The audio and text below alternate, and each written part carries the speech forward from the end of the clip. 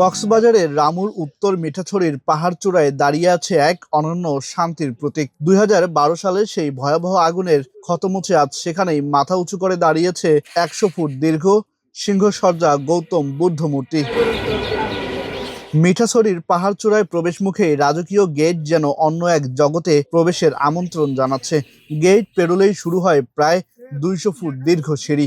প্রতিটি ধাপ যেন এক একটি অনুভূতির স্তর।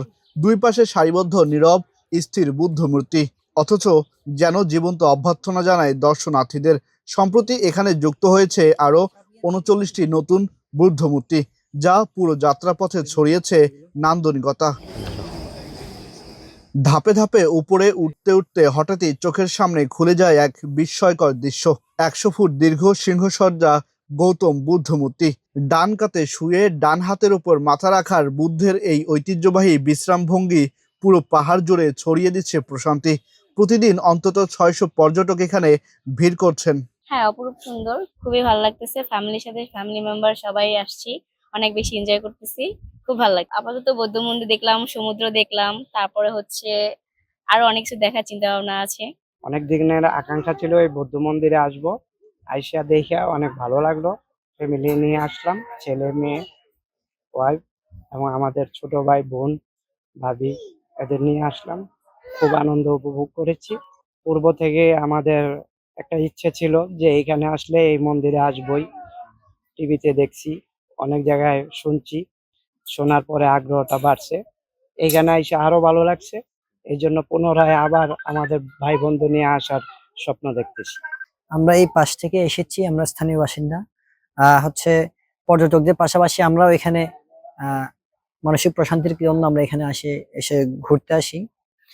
এখানে হচ্ছে যে কক্সবাজারের একটি পর্যটন খাতে একটি নতুন মাত্রা যোগ করেছে ১০০ ফুট বৌদ্ধ মন্দির। আপনাদের সোশ্যাল মিডিয়াতে এটার অনেক কিছু শুনলাম, দেখলাম, দেখে ভালো লাগলো, তাই ফ্যামিলি নিয়ে একটু ঘুরতে আসছি। তাই এখানে ঘুরে দেখলাম অনেক ভালো, অনেক মন্দিরে একটা মন্দিরে অনেক মূর্তি, অনেক সুন্দর মূর্তি এবং অনেক সুন্দর পরিবেশ, সবকিছু মিলে ভালোই লাগলো। এই ধরনের পরিবেশ, এই ধরনের মন্দির এত সুন্দর আগে জানতাম না, বা আরেকবার আসছিলাম, আইসা রাতে বন্ধ পাচ্ছি, আজকে এসে পাইলাম, খুব ভালো লাগলো। খুব ভালো পরিবেশ, ভালো অবস্থা। কক্সবাজার আসছে, খুব ভালো লাগছে, এখানেও খুব ভালো লাগছে। সুন্দর নিরিবিলি একটা পরিবেশ।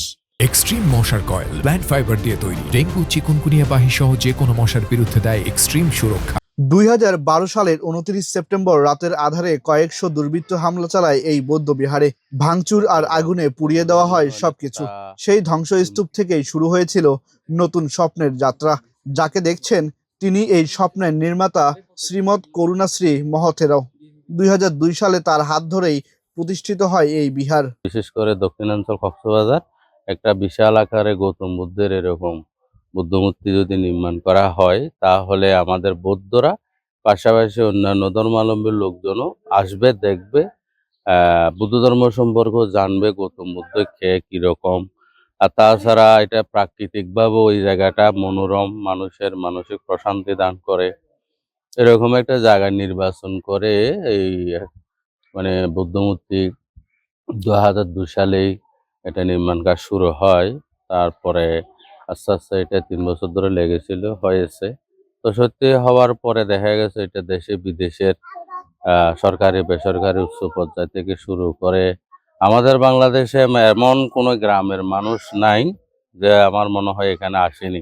পরিকল্পনা এখন আরো বিশাল। প্রায় ২ একর জায়গা জুড়ে চলছে নতুন উন্নয়ন প্রকল্প। এক পাহাড় থেকে আরেক পাহাড়ে নির্মাণ হচ্ছে ২০০ ফুট দীর্ঘ ঝুলন্ত সেতু।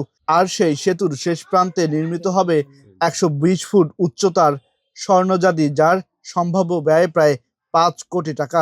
আমরা পর্যটক খাতে আরো প্রসারিত করার জন্য ইতিমধ্যে একটি ঝুলন্ত সেতু ২৫০ ফিট এবং ১৫০ ফিট একটি স্বর্ণজাদি নির্মাণ করতে যাচ্ছি। এটার মূল্য ব্যয় হচ্ছে ৫ কোটি টাকা। পাশাপাশি আরো আমাদের চারিদিকে একটু সীমানা প্রাচীরের দরকার এবং পারিপার্শ্বিক সৌন্দর্য বর্ধনের জন্য আমরা ইতিমধ্যে আরো কিছু সংযোজন করতে পারি কিনা আমরা কমিটি এটা সিদ্ধান্ত নিয়েছি। আজ এটি শুধু একটি স্থাপনা নয়, এটি ধ্বংস থেকে পুনর্জাগরণের প্রতীক। সাম্প্রদায়িক সম্প্রীতি আর ধৈর্যের এক জীবন্ত দলিল হিসেবে এই বুদ্ধ মূর্তি আগামীর পথে শান্তির বার্তা দিয়ে যাচ্ছে, এমনটাই মনে করছেন স্থানীয়রা।